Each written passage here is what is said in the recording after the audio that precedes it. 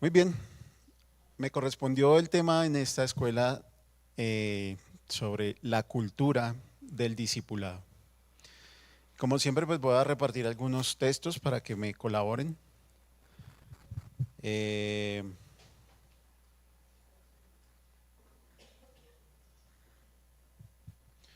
Mi hermana Carolina, por favor. Éxodo capítulo 17, versos 8 al 10 y del 13 al 14, ¿sí?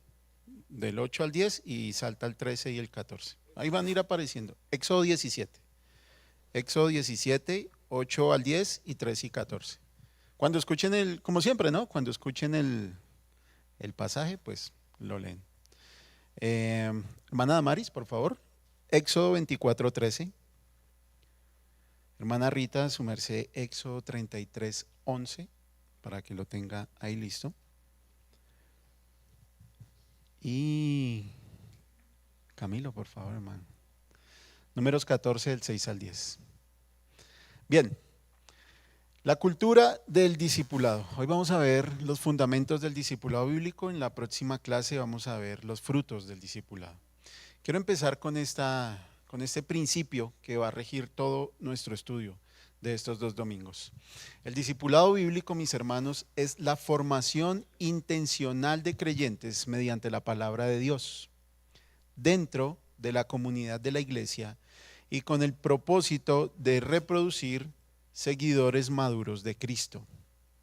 Lo vuelvo a leer. El discipulado bíblico es la formación intencional de creyentes mediante la palabra de Dios dentro de la comunidad de la iglesia y con el propósito de reproducir seguidores maduros de Cristo.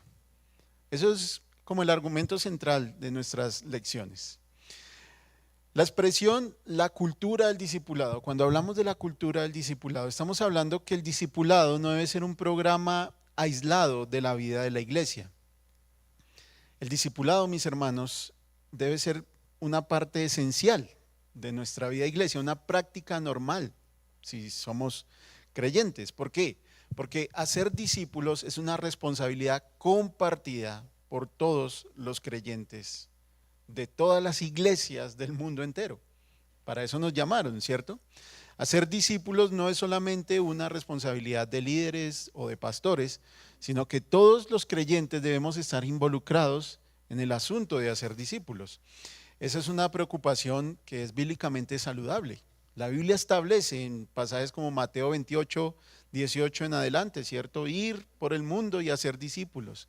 O segunda de Timoteo 2:2, que también nos habla sobre el discipulado. Pero antes de entrar de lleno en nuestro tema, quiero hacer un par de salvedades, porque puede ser que la expresión, la cultura del discipulado sea un poco engañosa. Cuando yo hablo de la cultura del discipulado, no me refiero a crear una cultura o una subcultura dentro de la iglesia.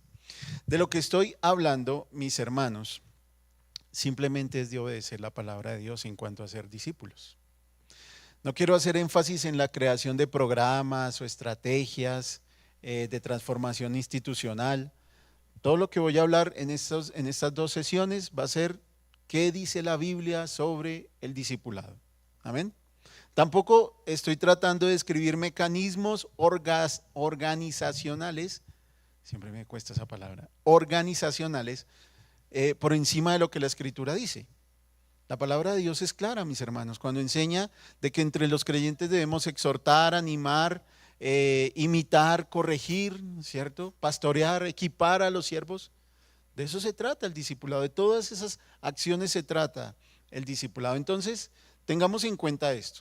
No estoy tratando de que hagamos una cultura aparte de la enseñanza bíblica, tampoco estamos intentando colocar programas o organizaciones institucionales aparte de la iglesia. Simplemente cuando hablamos de la cultura del discipulado, estamos hablando de lo que la Biblia dice en cuanto a ser discípulos. ¿Amén? ¿Quedamos claros? Bien. En muchas iglesias, mis hermanos, existe un profundo deseo de ver creyentes maduros. Y es así, todo el tiempo. Está el deseo de que los creyentes crezcan. Queremos ver hombres y mujeres que amen la palabra de Dios, que sirvan fielmente al Señor, que permanezcan firmes frente a la presión del mundo y sobre todo pues que sean capaces de influir espiritualmente en otros, ¿verdad? En resumidas cuentas, que ganen personas, si me permiten el término, que inviten personas, que traigan personas y que disipulen personas. Sin embargo, la pregunta más importante que debemos hacernos aquí es ¿cómo? ¿Cómo se forman personas así? ¿Cómo llegamos a que las personas dentro de nuestra iglesia tengan el deseo y la pasión de ir por otras personas, de alcanzar los perdidos? Y no solamente eso, sino de disipularlos, de enseñarles qué es la Biblia, cómo se lee, cómo se ora y todas estas cosas. La tendencia moderna, si ustedes lo pueden ver, suele buscar esas respuestas mediante programas, estrategias y materiales de discipulado. La tendencia moderna de muchas iglesias es buscar hacer discípulos mediante las estrategias del mundo. Inscríbase en el programa de liderazgo, busque cómo ser mejor, 10 pasos para el discipulado, ¿cierto? Por sus caras veo que han visto esos libros por ahí, espero que no los han leído. La tendencia moderna es esa, mis hermanos. No obstante, la Escritura nos muestra algo diferente. Dios, por lo general, forma discípulos a través de largos procesos de relaciones intencionales y de experiencias de obediencia. Como todos amamos aquí las buenas historias, yo he decidido que una historia nos sirva para ilustrar estos puntos de los que vamos a hablar. Seguramente no encontraremos en el Antiguo Testamento una historia mejor que la de Moisés y Josué, ¿cierto? Miren, cuando Josué aparece por primera vez en la escena del Antiguo Testamento, es un don nadie. Nadie sabe quién es Josué. Es más, su primera aparición pública casi que pasa desapercibida. Nadie comprende cómo Moisés escogió a Josué. Es más, tal vez no lo vamos a comprender en esta vida. Seguramente cuando lleguemos a la vida eterna le preguntaremos a Moisés, ¿qué vio en Josué para escogerlo? Si usted lee el libro de Josué, se da cuenta que hay muchísimas cosas que le faltaron a este hombre, como nos faltan a todos nosotros. Pero fue el escogido de Dios para que siguiera el liderazgo después de Moisés. Josué no vemos que es un líder famoso, no es un profeta reconocido, no es un hombre admirado dentro del pueblo, no es un personaje central, simplemente es un ayudante, un asistente, un siervo, un sirviente, dice la Reina Valera de Moisés. Es un hombre que comienza a caminar junto a Moisés. Sin embargo, años después de ese caminar, vemos a ese mismo hombre introduciendo al pueblo de Dios dentro de la tierra prometida. Esa transformación es impresionante. ¿Cómo ocurrió esa transformación? Pues bien, la respuesta a esa pregunta, mis hermanos, nos va a dar nuestro mensaje para hoy. Vamos a verla en 3 puntos. Primero, Josué aprendió a seguir a Dios antes de dirigir a otros. Éxodo capítulo 17, versos 8 al 10 y 13 y 14, por favor.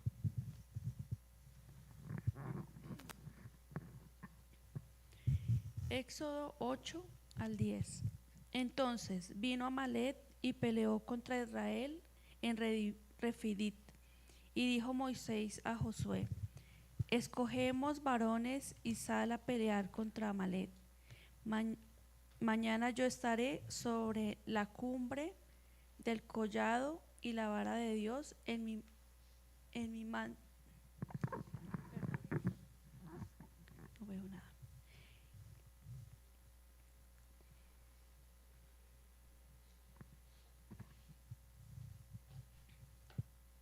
Y dijo Moisés a Josué: escógenos varones y sal a pelear contra Amalec. Mañana yo estaré sobre la cumbre del collado y la vara de Dios en mi mano. E hizo Josué como dijo Moisés, peleando contra Amalec. Y Moisés y Aarón y Hur subieron a la cumbre del collado. Sí, pasa al 13, por favor. Y Josué deshizo a Amalec y a su pueblo a filo de espada. Y Jehová dijo a Moisés: escribe esto para memoria de un libro. Y di a Josué que raeré del todo la memoria de Amalek debajo del cielo. Amén, mi hermana, muchas gracias. Josué aprendió entonces a seguir a Dios antes de dirigir a otro. La primera aparición significativa de Josué ocurre en esa batalla. Es la primera mención importante de Josué dentro del relato bíblico, en la batalla contra Amalek. Moisés ordena reunir a los hombres para combatir, mientras él intercede delante de Dios, es lo que nos acaba de leer nuestra hermana. Es interesante observar a Josué dentro de esta escena, porque él no aparece dando órdenes, Josué no aparece reclamando algo para Dios o reclamando autoridad, ni siquiera intenta liderar. Todo lo que Josué hace allí es obedecer, no es más. Y este detalle, mis hermanos, revela un principio fundamental. Antes de convertirse en un líder, Josué fue un seguidor. Antes de ser un líder, Josué aprendió a ser un seguidor. Nuestra cultura actual, nuestra cultura contemporánea está obsesionada con el liderazgo, ¿cierto? Ya no se llaman líderes, ¿cómo es que se llaman ahora, hija? Coaching, ¿sí? ¿Qué es un coaching? Es que mi hija es coaching, entonces ella tiene esa esencia del coaching dentro de ella. No sé ni siquiera la verdad que traduce la palabra coaching, pero suena mejor que líder, ¿cierto? ¿Cierto, mis hermanos? ¿No es así? Nuestras librerías, incluso nuestras librerías cristianas, están llenas de libros sobre cómo desarrollar el liderazgo.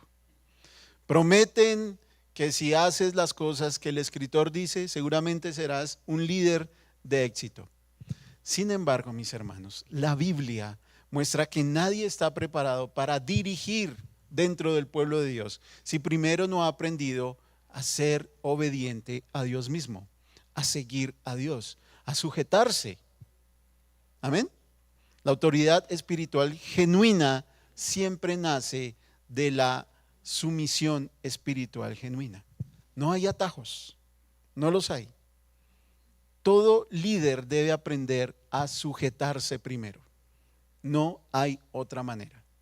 Josué nos muestra dentro del relato algo que muchos hoy en día olvidan, que el liderazgo del pueblo de Dios no comienza delante de las personas. El liderazgo del pueblo de Dios comienza de rodillas delante de Dios y obedeciendo lo que Dios dice que debemos obedecer. A lo largo de sus años, Josué nos muestra esa verdad crucial. Él entendió de alguna manera, mis hermanos, que Josué no era grande porque podía dirigir un pueblo numeroso. Josué entendió que Moisés era grande porque obedecía fielmente a lo que Dios le decía. Por eso, la formación de Josué, mis hermanos, comenzó aprendiendo obediencia. A nosotros nos pasa todo el tiempo y tenemos buenas intenciones, queremos servir, queremos ayudar, queremos liderar, ¿cierto?, a otras personas, queremos causar influencia, pero el problema es que no queremos formación. Queremos responsabilidad sin carácter. Queremos autoridad sin someternos a las autoridades que Dios ha impuesto. ¿Qué dice en cuanto a las autoridades por allá el apóstol? Sométanse a algunas, a todas. Porque cuando usted está pasando canales y ve al jaguar invisible de nuestro presidente, porque así se hace llamar, lanza una maldición contra él, porque no le queda fácil someterse a esa autoridad que Dios ha impuesto. Este viernes tenemos cambio de presidente, ¿cierto? Veo en sus caras, ¿cierto? ¿Por qué no podemos someternos a ese presidente? Porque no me representa, dicen algunos, ¿cierto? Todos nosotros queremos autoridad, sí, pero debemos aprender a someternos. El modelo bíblico funciona de esa forma, mis hermanos. Dios forma el corazón antes de entregar responsabilidades. ¿Sí lo creen así? Las iglesias saludables, mis hermanos, no producen voluntarios. Las iglesias saludables no producen seguidores de pastores ni de líderes. las iglesias saludables producen discípulos de Cristo. Esa es la norma bíblica. Eso es lo que la Escritura dice. Las iglesias saludables producen discípulos de Cristo. Muchas veces, ustedes saben que por mi trabajo pues hablo con muchas personas. Y cuando las personas son creyentes y se suben al carro, entonces comenzamos un diálogo sobre las iglesias. Y por lo general la pregunta siempre va encaminada a preguntarme, bueno, ¿y cuál es su ministerio? ¿Cierto? Después de dónde se congrega, la segunda pregunta es, ¿cuál es su ministerio? ¿Por qué no nos preguntamos más bien entre nosotros si somos verdaderos discípulos de Cristo o no? Porque podemos estar aquí sentados en la iglesia, es más servir, estar aquí parados, pero no ser discípulos de Cristo. Y eso es un problema latente dentro de nuestras iglesias.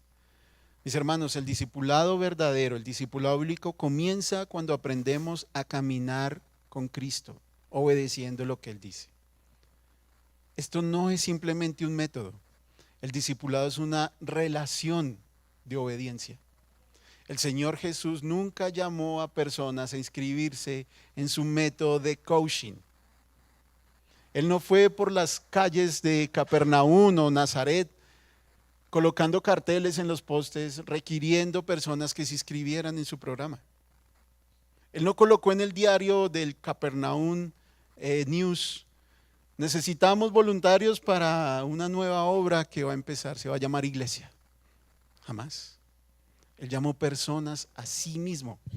Cuando Él decía sígueme, era literalmente sígueme, porque Él caminaba y recorría, dice la Escritura, por todas las regiones de Judea.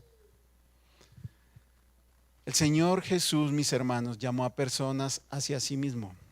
Por eso el discipulado bíblico no consiste simplemente en transmitir información doctrinal. El discipulado bíblico consiste en formar hombres y mujeres que vivan bajo el señorío de Cristo. Amén. La fe verdadera siempre conduce a la obediencia, mis hermanos.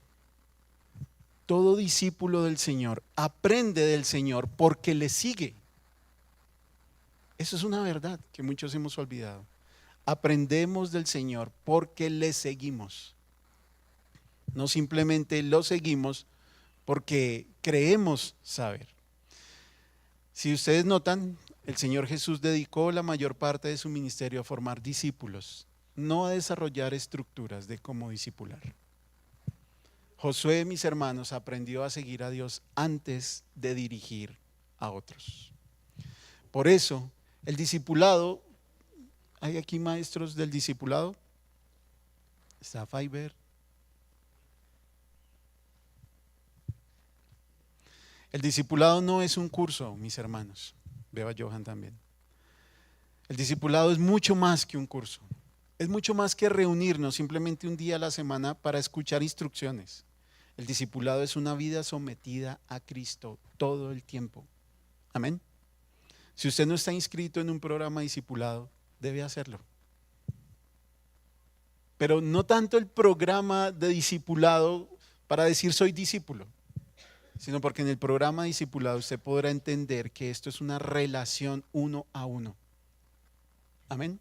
Es una vida sometida al Señor. ¿Pueden verlo de esa forma ustedes? ¿Sí? Muy bien. Vamos entonces al segundo punto. Josué fue formado mediante una relación intencional. Éxodo 24:13, por favor.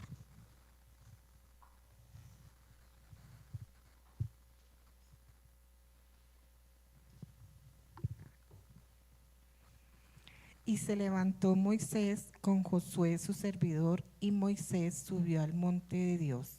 Amén, gracias. Antes de continuar, mis hermanos, recuerden que esto es una escuela, ¿no? Si ustedes tienen preguntas o si ustedes creen que estoy diciendo algo que no es, pueden interrumpir claramente, ¿no? Muy bien, Josué era el servidor, ¿cierto? Dice la Reina Valera 60, en la Nueva Biblia de las Américas dice su ayudante.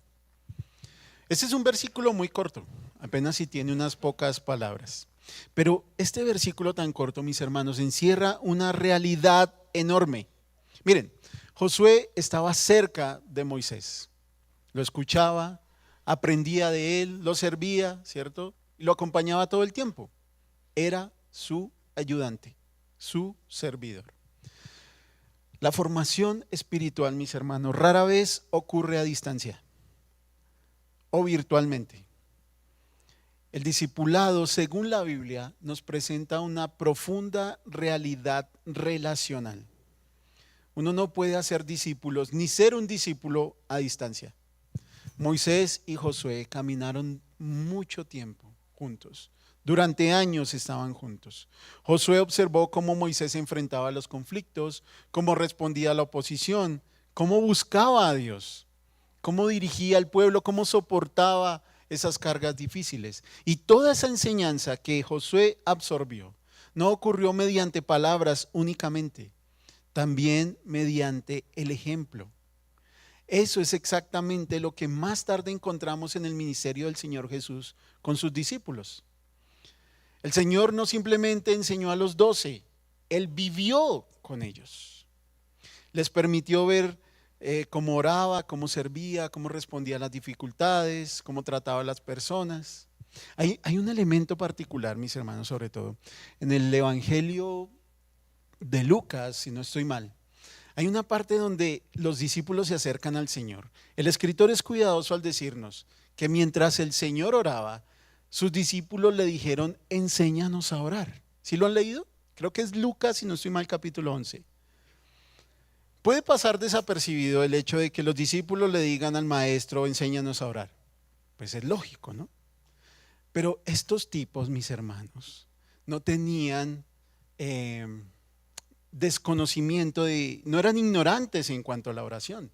Ellos tenían religión, eran hombres judíos. Su religión estaba basada por siglos de fortalezas y debilidades y había sucumbido muchas veces al exterminio. Estos hombres eran religiosos, lo eran. Que no tenían una escuela en la que estaban matriculados y eso sorprendió a los fariseos más adelante, sí, es verdad. Pero sabían los ritos religiosos, se habían criado en las sinagogas, sabían orar. Pero fue tal la influencia del Señor sobre ellos que ellos mismos dijeron, Señor, enséñanos a orar. ¿Entienden lo impresionante de eso? No era que no supieran orar, era que querían hacerlo como el Señor lo hacía. ¿Por qué? Porque cuando el Señor oraba, su Padre le respondía. Y ellos querían eso también. La formación, mis hermanos, ocurre cuando esa verdad bíblica que podemos leer en la Escritura se vuelve visible ante los demás. Ahí es donde empieza la verdadera formación. Miren ese pasaje tan interesante, Éxodo 33, 11. Y Jehová hablaba,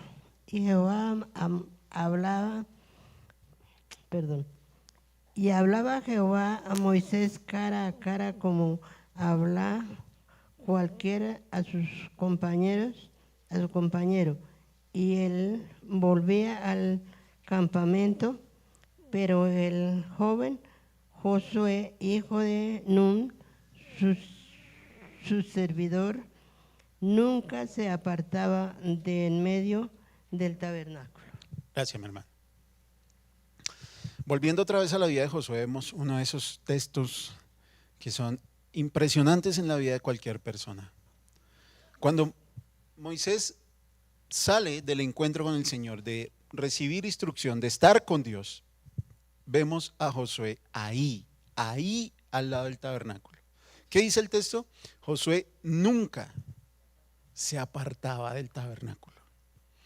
Ese detalle revela que la influencia de Moisés en su servidor, en su ayudante, estaba produciendo un fruto. Mis hermanos, Josué no estaba simplemente aprendiendo técnicas de liderazgo. No estaba aprendiendo los 10 pasos para ser un buen líder. Él estaba desarrollando un hambre por Dios. Él quería eso que Moisés tenía. Él lo anhelaba, él lo deseaba. ¿Podemos nosotros tener esa misma capacidad?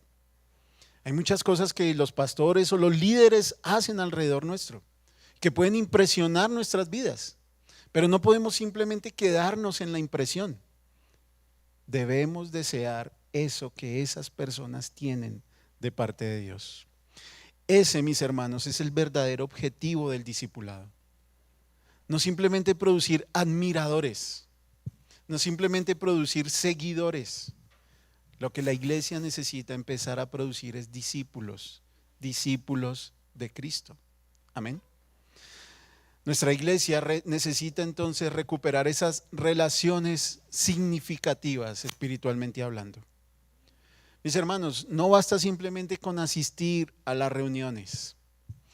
Tenemos que ir mucho más allá de eso.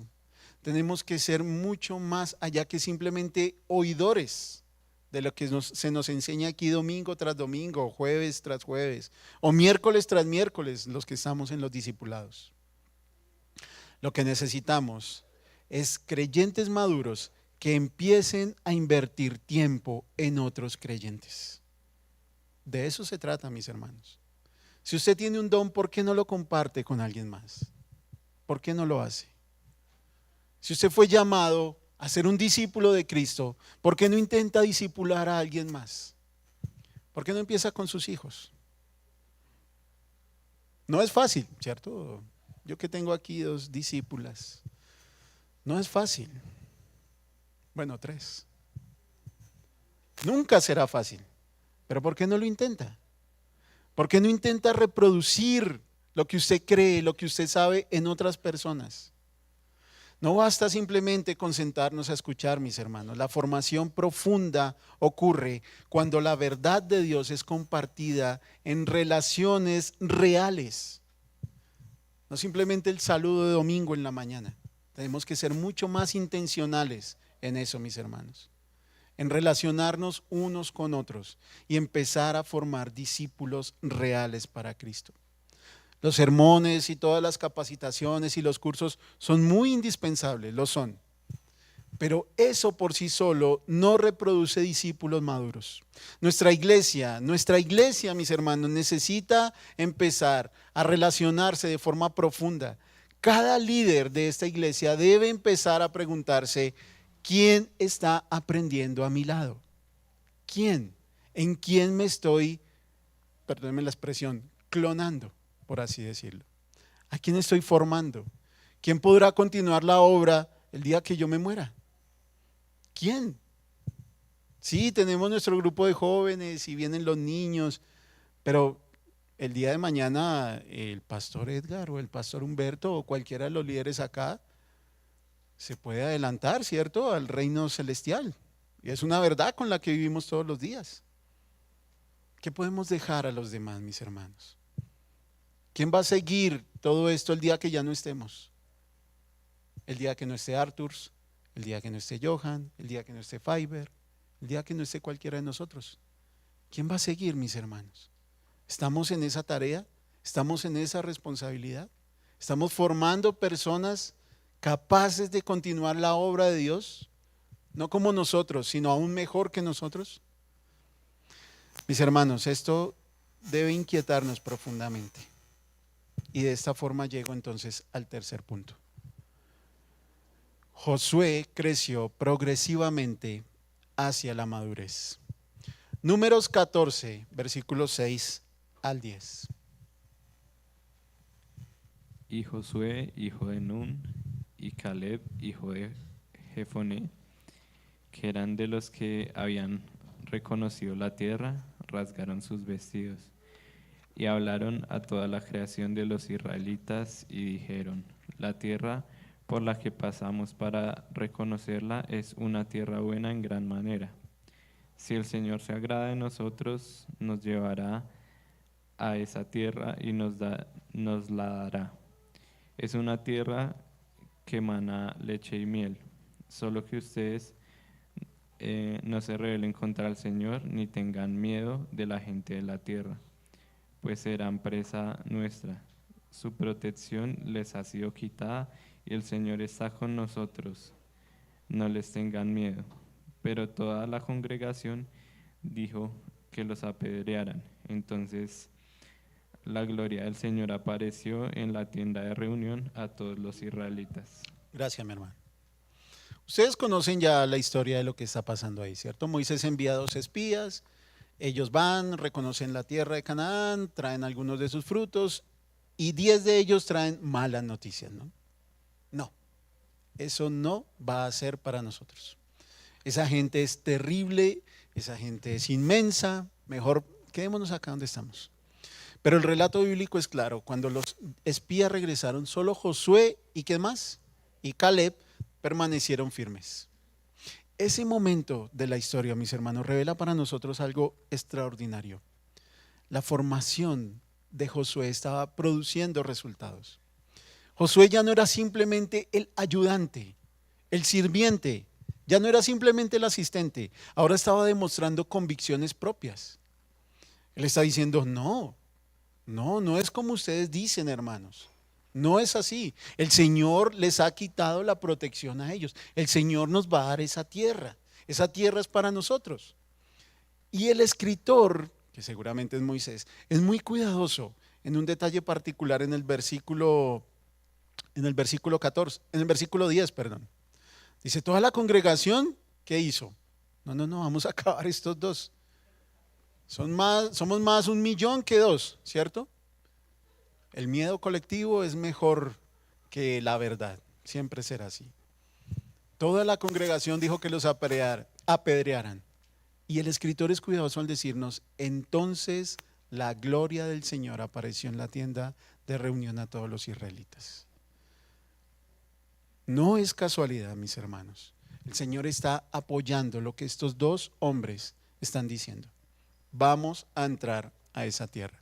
Josué ahora era un hombre con convicciones propias que había aprendido a confiar en Dios. Había desarrollado un discernimiento espiritual, había aprendido a que lo que Dios decía era lo que se hacía. La madurez espiritual en algún discípulo no aparece instantáneamente. Es el resultado de años de formación. Si lo recuerdan bien, mis hermanos, si han tenido oportunidad de leer el Pentateuco, se darán cuenta que años antes Josué era un ayudante desconocido. Pero para este momento del relato de Números ya se había convertido en una voz de fe en medio de una generación incrédula, en medio de los israelitas que no querían entrar a poseer la tierra prometida, que de hecho nunca entraron a poseer la tierra prometida.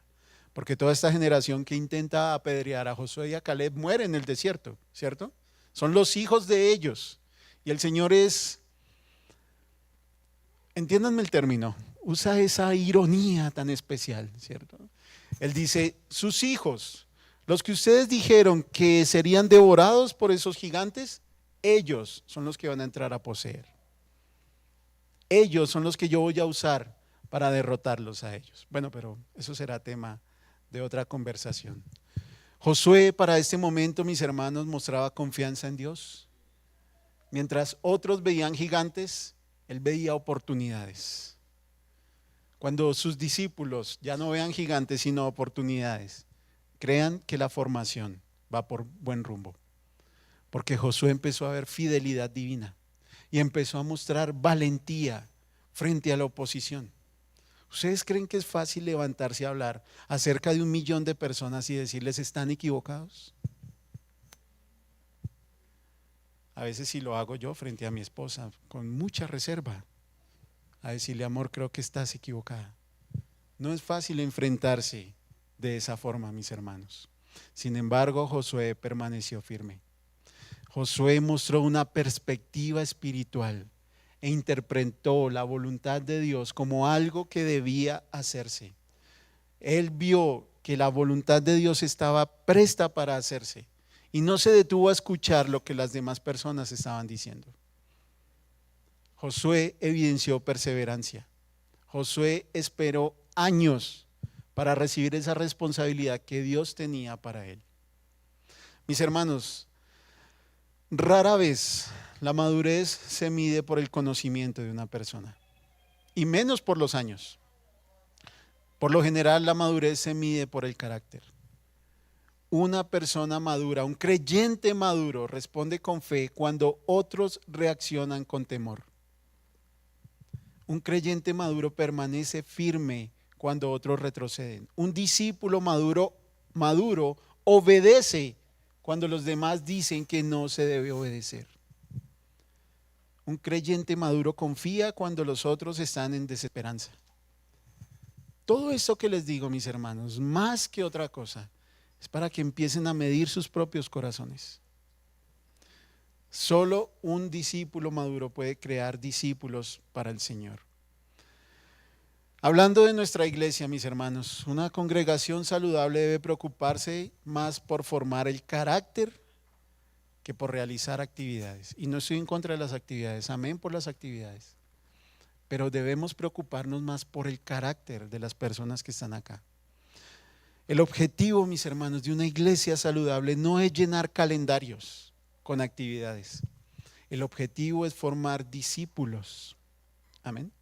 Discípulos semejantes a Cristo.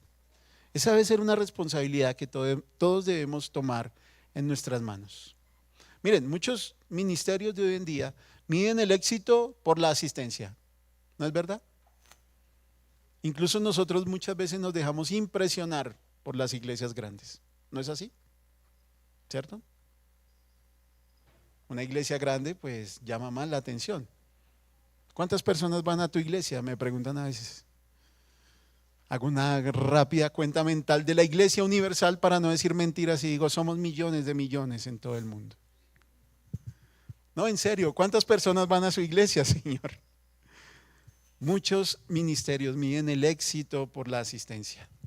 La Escritura mide el éxito por la transformación y la madurez de las personas y quienes llegan realmente a parecerse a Cristo.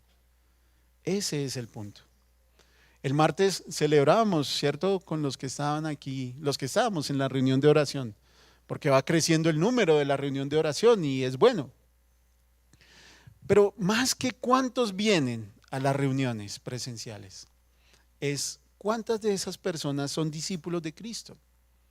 ¿Cuántas de esas personas se parecen realmente a Cristo? ¿Cuántos de nosotros nos parecemos realmente a Cristo? Les dejo esa pregunta, mis hermanos. Muy bien. Seguramente hay muchísimas cosas más para decir sobre los fundamentos del discipulado bíblico. Pero el tiempo, como siempre, pues es un enemigo de todos los predicadores y maestros. Para ir concluyendo, la historia de Moisés y Josué nos recuerda que la formación espiritual es un proceso largo, intencional, doloroso, pero profundamente relacional. Nadie puede hacer un discípulo si no se relaciona con esa persona. Nadie. Nadie puede hacer un discípulo si no se relaciona con esa persona. Es imposible, mis hermanos. Si usted solamente se toma 2 segundos para saludar a alguien los domingos en la mañana, si usted cree que las relaciones interpersonales no son para creyentes o para santos dentro de la iglesia, déjeme decirle que está equivocado. Necesita empezar a desarrollar relaciones intencionales. Necesita empezar a causar influencia en otros. Necesita comprender que lo que Dios le ha dado a usted no es solamente para usted. Mire, la Biblia nos dice que el creyente es como un árbol, ¿sí? Es una de las metáforas que utiliza. ¿Recuerdan el Salmo capítulo 1? ¿Qué dice el Salmo capítulo 1? Muy bien. ¿Que será como qué? Como árbol plantado. ¿Cuyo qué? Muy bien. Pero ese árbol ¿qué da? Frutos, ¿cierto? Dejémoslo hasta ahí. ¿Ustedes han tenido la oportunidad de ir a alguna finca alguna vez? ¿Sí? Pocas veces, pero tenemos el anhelo, ¿cierto? ¿Han visto algún fruto comiéndose sus propios árboles? Perdón, ¿un árbol comiéndose sus propios frutos? Imposible, ¿cierto? No puede ser. Es imposible. ¿Para quién son los frutos que da el árbol? Para los niños que se saltan la cerca a comérselos, ¿sí? Puede ser.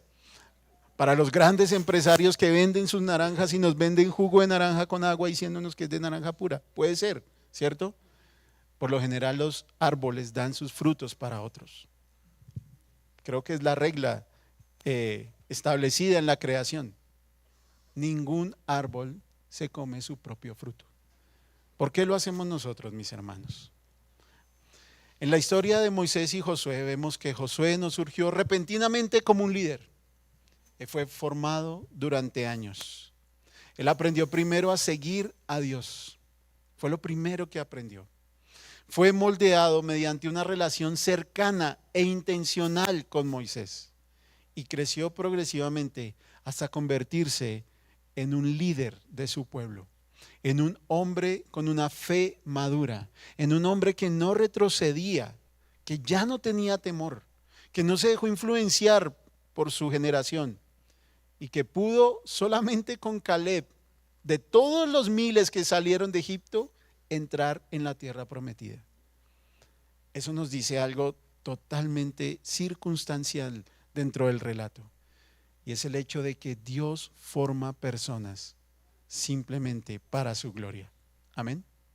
Ese patrón, mis hermanos, ese patrón de la historia de Moisés y Josué sigue siendo relevante para nosotros hoy en día. Dios continúa formando discípulos de la misma manera, a través de la obediencia a Él, a través de relaciones interpersonales y significativamente espirituales, y a través de prolongados y dolorosos procesos de crecimiento. No hay otra forma. Mis hermanos, antes de ser llamados a influir en otros, todos somos llamados a caminar fielmente detrás del Señor. Y cuando hombres y mujeres aprenden a seguir a Dios de esta manera, la iglesia comienza a producir discípulos maduros, capaces de impactar a otros. Amén. Como les digo, seguramente hay mucho más que hablar sobre esto. Los fundamentos básicos de la historia de Moisés y Josué son estos: obediencia a Dios, relaciones personales y un prolongado proceso de crecimiento hasta alcanzar la madurez. En nuestra próxima clase vamos a ver cuáles son los frutos del discipulado bíblico. Hasta aquí lo que tengo para decir. ¿Tienen alguna pregunta o algún comentario adicional? ¿No? Oremos, mis hermanos.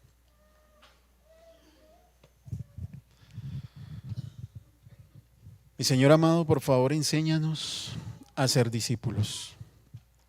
A ser más que a hacer. Porque en el momento en que seamos verdaderamente discípulos tuyos, Señor, el hecho de poder reproducirnos en otros será natural. Es lo que creo, lo que veo en tu palabra, Señor. Mi Dios amado, por favor, enséñanos obediencia y carácter antes de querer ocupar posiciones o que nos nombren de alguna manera. Señor, enséñanos, por favor, a seguir fielmente lo que tu palabra dice en cuanto a esto. Todos nosotros, Señor, queremos de alguna forma ser influyentes, significativos. Queremos ser relevantes, Señor. Eso está en nosotros. Tal vez por nuestro orgullo y nuestra pecaminosidad, Señor, muchas veces queremos causar influencia en los demás y que vean cómo somos y que se comporten igual que nosotros. Te pido por favor que ese sentimiento sea moldeado y transformado por tu Espíritu, para que todos nosotros, Señor, tengamos intenciones de formar más discípulos para ti. Hombres, mujeres, niños, Señor, que sean capaces de pararse frente a las dificultades con una fe madura, que sean capaces de obedecer a tu palabra y que sean capaces también de reproducirse en otros más adelante. Señor, el discipulado no está establecido como un programa para la iglesia. Entendemos en esta mañana que el discipulado es la vida de la iglesia. Ayúdanos a vivir de esta forma, Señor. Ayúdanos a entender que nuestros dones no son para nuestro propio provecho, que el fruto que damos, Señor, no es para que nosotros mismos nos satisfagamos de él, sino que podamos dar a otros, Señor, de lo que nosotros somos, que nos convenzamos de una buena vez por tu Espíritu, Señor, que el éxito en nuestras vidas será desgastarnos por completo en darnos para ti y en servicio a los demás. Todo esto, Señor, te lo suplicamos en tu nombre, mi Señor Jesús. Tú que eres el maestro por excelencia, tú que formaste discípulos, enséñanos a cómo hacerlo a través de estas historias que podemos encontrar en tu palabra y a través de principios concretos que emanan de la misma. Te glorificamos en esta mañana, Señor, porque es tu palabra la que ha sido expuesta. Por favor, bendícenos, transfórmanos y ayúdanos en esto. Muchas gracias, mi Señor. Amén.